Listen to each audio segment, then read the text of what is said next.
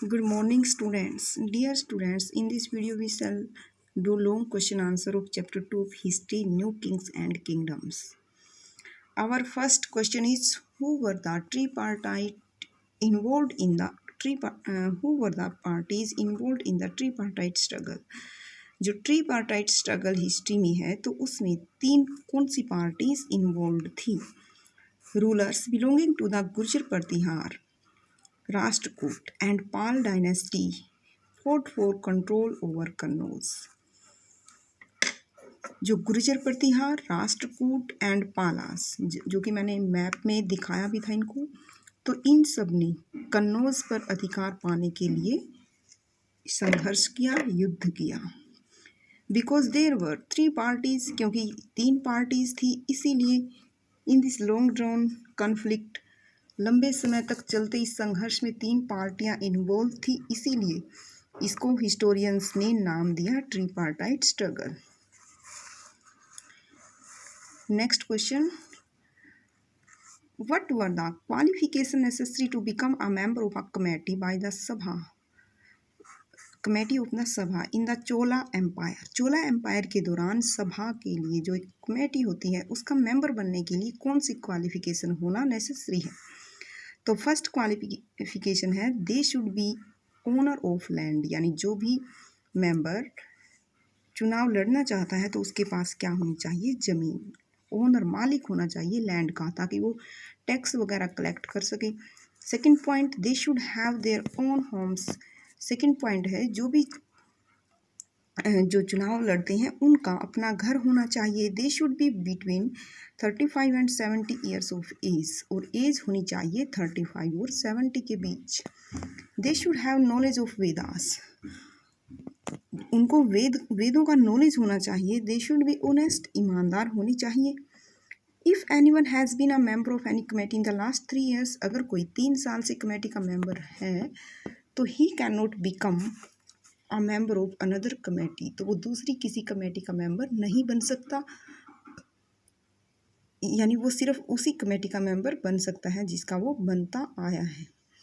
Anyone who has not submitted his accounts, जिसने अपनी accounts means की डिटेल, अपना पूरा ब्यौरा सबमिट नहीं कराया है. And those of his relatives, और अपने रिलेटिव्स की भी पूरी डिटेल्स जिसने सबमिट नहीं कराई है, can not contest the election, तो वो इलेक्शन के लिए चुनाव नहीं लड़ सकता. Next question, how did the Rashtrakuta become powerful. जो राष्ट्रकूट थे वो कैसे शक्तिशाली हुए? The Rashtrakutas were in the Deccan. जो राष्ट्रकूट्स थे उनकी जो सेटलमेंट थी वो कहाँ पर थी? डेक्कन में. Initially they were subordinate to the Chalukyas of Karnataka. Starting में जो कर्नाटक के चालुक्य थे वो इनके अधीन थे. इनिशियली होता है स्टार्टिंग में, सबऑर्डिनेट अधीनस्थ, काम करना किसी के. In the mid 8th century, और 8वीं शताब्दी के मध्य में दंती दुर्ग, जो कि दंती दुर्ग एक राष्ट्रकूट चीफ थे, एक राष्ट्रकूट मुखिया थे दंती दुर्ग, ओवरथ्रू ही चालुक्य ओवरलॉर्ड. उन्होंने अपने चालुक्य ओवरलॉर्ड को हरा दिया था. एंड परफॉर्म्ड अ रिचुअल, और एक यज्ञ कराया, कॉल्ड हिरण्यगर्भ, और उस यज्ञ का क्या नाम था? Hiranyagarbha. This ritual was performed with the help of a Brahmin. ब्राह्मण की हेल्प से ये रिचुअल किया गया. आफ्टर परफॉर्मिंग द रिचुअल, ये रिचुअल करने के बाद द सेक्रीफिसर बिकम्स अ क्षत्रिय. जो सेक्रीफिसर मतलब कि जो यज्ञ करता होता है वो क्या बन जाता है? क्षत्रिय, चाहे वो किसी भी कास्ट से बिलोंग करता हो. लेकिन जो हिरण्यगर्भ रिचुअल करने के बाद वो व्यक्ति जो सेक्रीफिसर होता है वो क्या बन जाएगा? क्षत्रिय. तो इस तरह से जो राष्ट्रकूट थे वो अक्षत्रिय बने, और ऐसे उनकी जो पावर है बढ़ती गई. Next question, what did the new dynasties do to gain acceptance. जो नई डायनेस्टीज थी उन्होंने एक्सेप्टेंस यानी स्वीकृति पाने के लिए क्या किया? टू गेन एक्सेप्टेंस स्वीकृति पाने के लिए the new dynasties took on new titles. जो नई नई डायनेस्टीज थी उन्होंने नए टाइटल ग्रहण किए। एंड परफॉर्म्ड रिचुअल, और यज्ञ कराए टू बिकम क्षत्रिय, क्षत्रिय बनने के लिए। जैसा कि आपने ऊपर एग्जाम्पल में देख ही लिया, जो दंती दुर्ग थे राष्ट्रकूट चीफ, तो इन्होंने भी ऐसे ही एक रिचुअल किया था। दे वर रिगार्डेड एज द सबॉर्डिनेट और सामंत बाय देयर ओवरलॉर्ड। जो भी ये व्यक्ति होते थे, ये क्या होते थे, सबॉर्डिनेट होते थे अपने जो ओवरलॉर्ड उनके ऊपर, यानी जो किंग होते थे वो उनके सबॉर्डिनेट होते थे, या सामंत कह सकते हैं हम इनको। एंड लेटर, और बाद में, डिक्लेयर्ड देमसेल्व्स टू बी महासामंत, बाद में इन्होंने खुद अपने आप को क्या घोषित किया, महासामंत। After gaining power and wealth, जब इनके हाथ में पावर आ गई और वेल्थ आ गई, यानी धन संपत्ति इनके पास हो गई, तो ये खुद को महासामंत या महामंडलेश्वर इस तरह के वर्ड अपने लिए यूज करने लगे। और धीरे धीरे इस तरह से इन्होंने अपनी ताकत को बढ़ा लिया था, और इस तरह से वो भी जो राजा बन गए थे।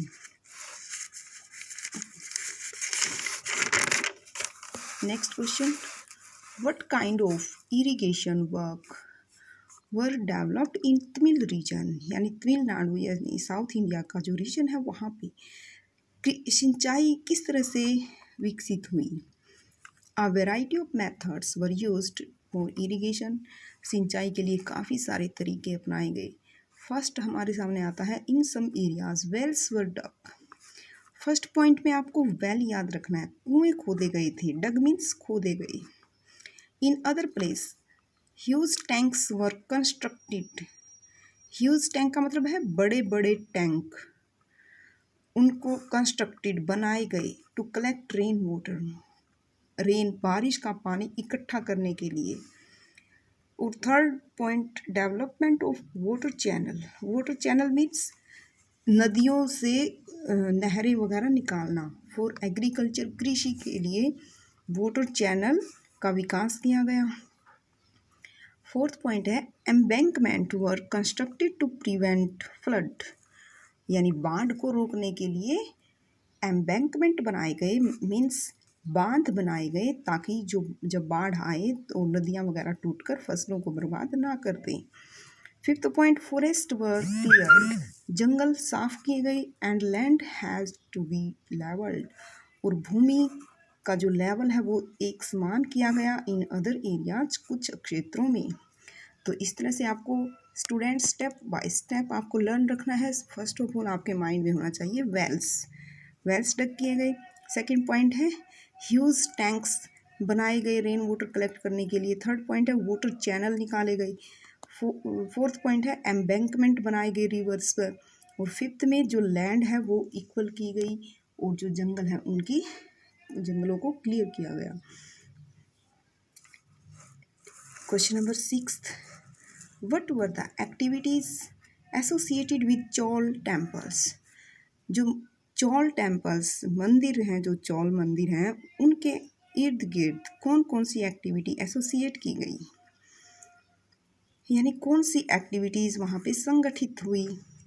चौल temples were not only place of worship, जो चौलों ने जो मंदिर बनवाए थे, काफ़ी स्प्लेंडिड मंदिर थे उनके, तो वो सिर्फ पूजा का स्थान नहीं थे, but they were hub, hub means यहाँ पे सेंटर, केंद्र of economic, social and cultural life.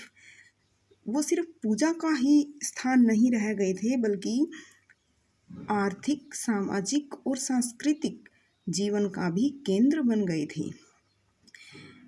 यानी वहाँ पे जो मंदिरों में जो दान वगैरह दिया जाता था, उससे जो भी प्रेस्ट होते थे, गार्लैंड होते थे, यानी जो भी मंदिरों से रिलेटेड जो भी व्यक्ति जुड़ा होता था, तो वो उसकी देखरेख में खर्च किए जाते थे या मंदिरों पर खर्च किए जाते थे। और सोशल मीन्स वहाँ पे जो एक समाज, एक सोसाइटी स्थापित हो चुका था। और कल्चरल की, जैसे कि वहाँ काफ़ी मंदिरों में परफॉर्मेंस की जाती थी, डांसर, म्यूजिशियन आर्किटेक्ट वगैरह वहाँ पे नियुक्त किए गए थे। तो इस तरह से ये एक हब बन गया था इकोनॉमिक, सोशल और कल्चरल लाइफ का।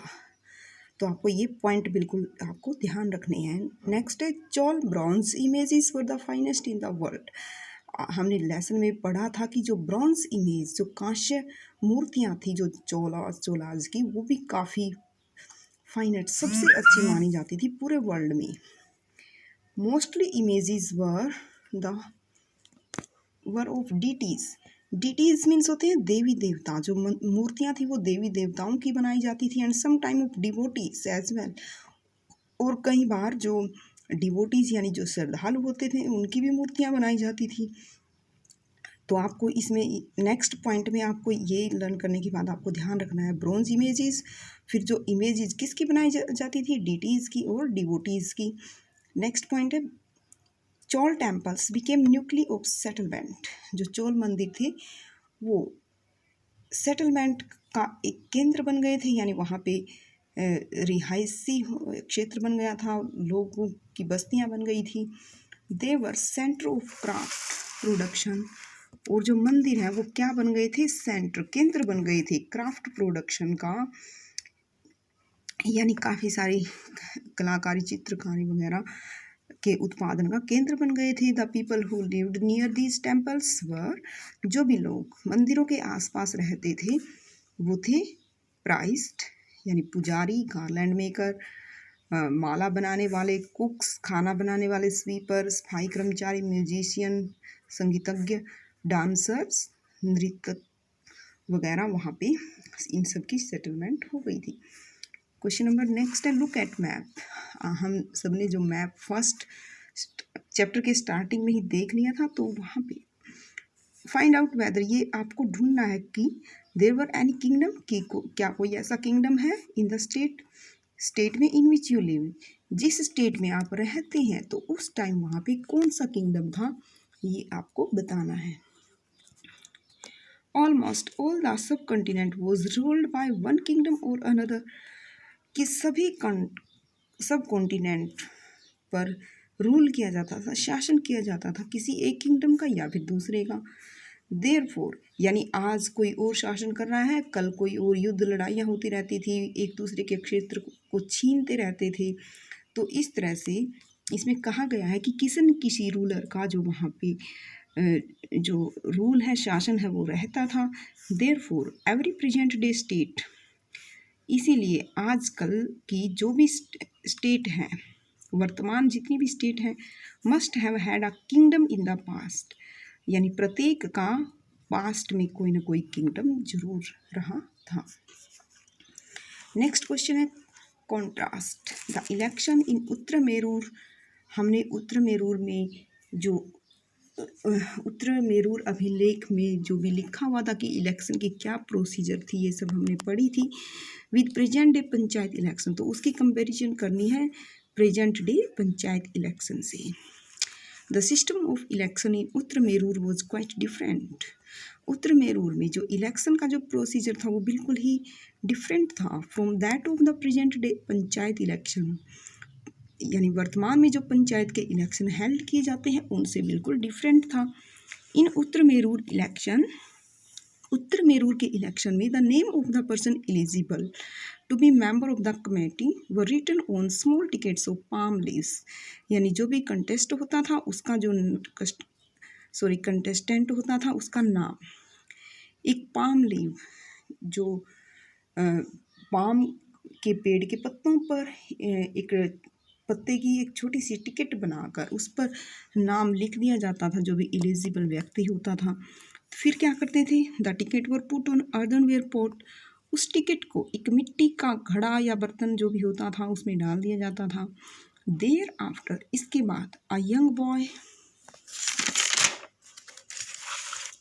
टेक आउट द टिकट, एक यंग बॉय उस टिकट को, यानी कोई जैसे छोटा बच्चा होता है उससे वो टिकट निकलवाते थे वन बाय वन, एक एक करके, फॉर ईच कमेटी, प्रत्येक कमेटी के लिए।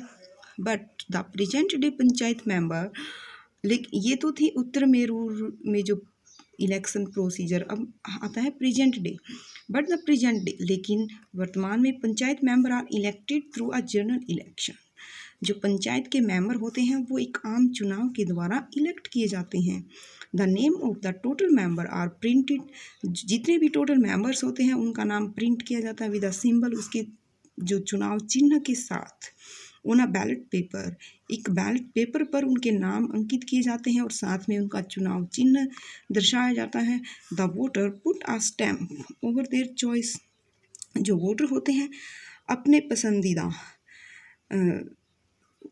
जो भी उनका पसंदीदा जो उम्मीदवार होता है उस पर स्टैंप लगा देते हैं, अपनी मोहर लगा देते हैं। And drop it in a ballot box, और इसको जो है वो बैलेट बॉक्स में डाल देते हैं। बैलेट बॉक्स एक डिवाइस या फिर एक जो या फिर पेपर पर जो भी प्रोसीजर होती है वो सब किया जाता है। वोट्स आर काउंटेड, बाद में क्या होता है जो वोट्स हैं उनको काउंट किया जाता है। And the winners name is declared by a returning officer. Returning officer means who conduct election and announce the result. जो रिटर्निंग ऑफिसर है उसके द्वारा जो विनर होता है उस वो डिक्लेयर किया जाता है। तो इस तरह से जो प्रेजेंट डे इलेक्शन प्रोसीजर है, तो दोनों में आपने डिफरेंस को रीड किया। Next, find out more about taxes that are collected at present day. Are these in cash और लेबर सर्विस। कहा गया है कि जो प्रेजेंट में जो भी टैक्स कलेक्ट किए जाते हैं उनके बारे में बताऊं, और उनको कैसे कलेक्ट किया जाता है, कैश में या फिर लेबर सर्विस के द्वारा, यानी बदले में कुछ न कुछ मजदूरी वगैरह या काम करना होता है, लेबर सर्विस। वी पे a number of taxes like property tax, road tax, service tax, entertainment tax, water tax etcetera. तो ये सब टैक्स हम पे करते हैं। हम प्रॉपर्टी पर टैक्स देते हैं, जो रोड टैक्स है, जो टोल प्लाजा होता है वहाँ पे हमें पे करना पड़ता है। सर्विस टैक्स हमें भरना पड़ता है, और एंटरटेनमेंट टैक्स, जहाँ पर भी हम एंटरटेनमेंट के लिए भी जहाँ भी जाएंगे वहाँ पे भी हमें पहले जो टैक्स है वो पे करना पड़ता है। टिकट वगैरह देते हैं और फिर टिकट लेते हैं, पैसे देते हैं। वाटर टैक्स, पानी पर भी बिल वगैरह भरते हैं। इस तरह से these taxes are in cash, ये जो हम टैक्स पे करते हैं ये कैश में देते हैं, नॉट इन लेबर सर्विस, न कि लेबर सर्विस के द्वारा। Thank you friends, these are our long questions and I hope you have listened carefully. Students, आपको ये जो आंसर क्वेश्चन आंसर हैं अपनी फेयर नोटबुक में अच्छे से राइट करने हैं, और आपको जो वीडियो है जो ध्यान से सुननी है। अगर आप ध्यान से सुनेंगे तभी आपको अच्छे से लर्न होगा। Thank you students.